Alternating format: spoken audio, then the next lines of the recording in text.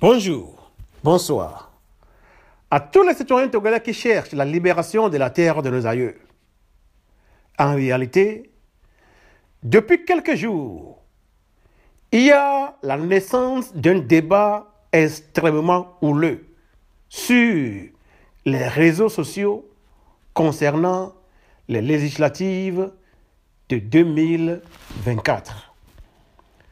En ce moment, j'aimerais apporter la pensée des experts dans ce domaine. Je vais citer ces trois experts. Elles sont des professeurs de sciences politiques aux États-Unis. Elles s'appellent Andrea Kendall-Taylor, Natasha Lynch-Tate et Erika Franz. Elles ont écrit le livre intitulé Democracies and Authoritarian Regimes. Et ce que je veux dire, vous pouvez la retrouver sur les pages 146 et 147 du livre que je viens de citer. Selon ces auteurs, il existe deux modes du haut vers le bas par lesquels les régimes autoritaires s'effondrent. Le premier de ces modes, c'est le coup d'État. Le deuxième de ce mode, c'est l'élection. Et justement, nous allons parler d'élection. Ces auteurs affirment que les élections conduisent à l'effondrement d'un régime autoritaire lorsqu'un président sortant ou son successeur qui est choisi perd face à l'opposition ou choisit de ne pas se représenter. Les auteurs continuent. Il est important de noter que les élections peuvent également servir de catalyseur à d'autres modes d'effondrement des régimes autoritaires, en particulier les manifestations. Les auteurs donnent maintenant des chiffres. Environ un quart des régimes autoritaires ont pris fin dans les urnes. Cela veut dire que un régime autoritaire peut organiser une élection et la perdre. Les auteurs disent, alors que la fréquence du premier mode, du haut vers le bas, c'est-à-dire le coup d'État, visant à renverser les régimes autoritaires a diminué depuis la guerre froide, les élections mettant fin au régime autoritaire ont considérablement augmenté.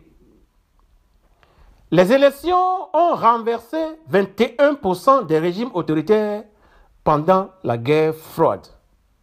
Cependant, après la guerre froide, 36% des régimes autoritaires ont été renversés par des élections. Conclusion. Quand vous choisissez le boycott, vous perdez à 100% face au régime autoritaire. Mais si vous vous organisez, vous avez au moins 36% de chances pour gagner. Entre 0% et 36%, la chance pour gagner, le choix est clair. Et si on ajoute le fait que l'élection peut servir de catalyseur à une révolte populaire, le choix devient encore plus clair.